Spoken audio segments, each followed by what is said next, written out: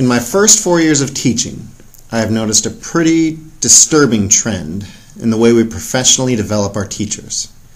And the result is a near immunity, or probably more accurate to say skepticism, to the application of new ideas. Sad face. However, this is understandable given that teachers are constantly being introduced to new procedures, methods, and tools that carry the promise of solving student performance problems that have existed for generations. And although our administrators often work with best intentions under limited time resources, the result is a style of leadership that leads to a very attitudes of our teachers that they wish to avoid. They want teachers to do or try more. Teachers may have reservations. The administrators then tell them to do more. Teachers push back even harder. It's cyclical. Double sad face. But perhaps I'm getting ahead of myself. Maybe I should slow down a bit and explain that the goal of this project is to design a professional development experience that addresses the needs of teachers. It looks less like this and more like this, and has teachers feeling like this. Background.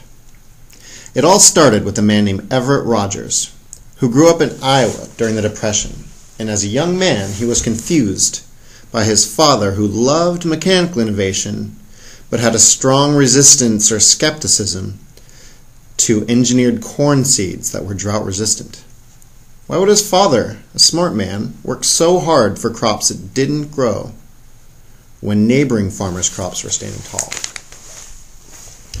Rogers credits this experience as the inspiration behind his psychological theory called the diffusion of innovation, how different people adopt new ideas at different rates. It's generally organized the following way. 2.5% of the population are innovators, and they're the ones that create the new ideas. 13.5% are early adopters. 34% are early majority, another 34% the late majority, and 16% laggards. The only reason these folks buy touch-tone phones is because you can't buy a rotary phone anymore.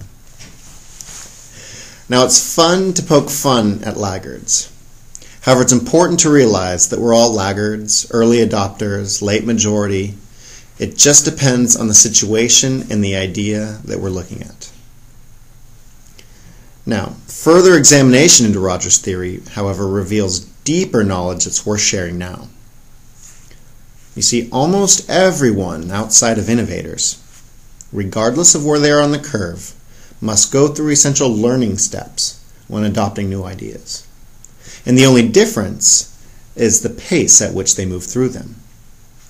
The first step is awareness.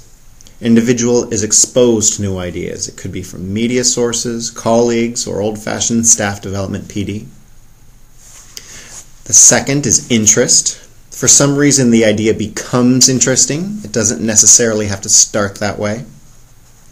The idea is eye-catching, or whatever, given their current situation.